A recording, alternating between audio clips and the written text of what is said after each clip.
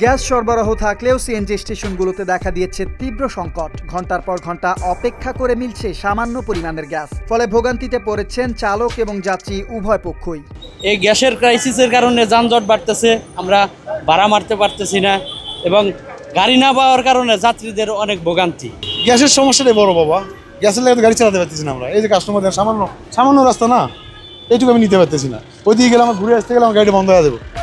রাজধানী সহ দেশের বিভিন্ন এলাকায় কয়েক সপ্তাহ ধরে চলছে গ্যাস সংকট। রোববার তেজগাঁওয়ের বিভিন্ন সিএনজি স্টেশনে দেখা যায় দীর্ঘ সারি, কোথাও কোথাও 50 থেকে 60টিরও বেশি অটোরিকশা অপেক্ষা করছে।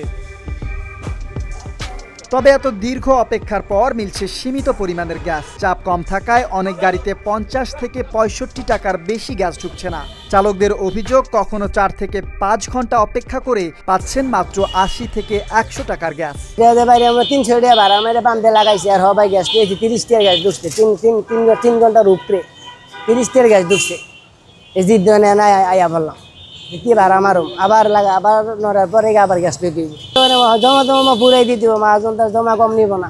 এর তো জমায় গাড়ি বাড়িছে, জমায় ঘন্টাছে, জমা তো দিতে দিব। মূল্যানি গ্যাস কম আসার কারণে এখানে গ্যাস কম পাচ্ছে, প্রেশার নাই, প্রেশার কম কারণে গ্যাস গাড়িতে ঢুকছে না। এদিকে গ্যাস সংকটে রাস্তায় সিএনজির সংখ্যাও কমেছে। বিশেষ করে সকাল এবং সন্ধ্যায় অটোরিকশা পাওয়া কঠিন হয়ে পড়েছে। আর এই সুযোগে অনেক চালক নির্ধারিত ভাড়ার চেয়ে বেশি টাকা চাইছেন বলে অভিযোগ যাত্রীদের। RICL TMX, যুগের পর যুগ স্থাপনা থাকে মজবুত। চালকদের দাবি, গ্যাসের জন্য কয়েক ঘন্টা সময় নষ্ট হলেও মালিকদের দৈনিক ঠিকই জমা দিতে হচ্ছে, ফলে বাড়তি ভাড়া নিতে বাধ্য হচ্ছেন তারা। তবে সংকট থাকলেও নির্ধারিত ভাড়ার বাইরে অতিরিক্ত অর্থ নেওয়ার কোনো নিয়ম নেই। বিআরটি এর নির্ধারিত ভাড়া না মানলে শাস্তির বিধান রয়েছে। জুলাইয়ের শেষের দিকে মহেশখালীর এলএনজি টার্মিনালে যান্ত্রিক ত্রুটির পর এই সংকট তৈরি হয়। পরে টার্মিনাল মেরামত করে চালু করায় গ্যাস সরবরাহ বাড়ছে। পরিস্থিতি ধীরে ধীরে স্বাভাবিক হলেও ভোগান্তি এখনো পুরোপুরি কাটেনি।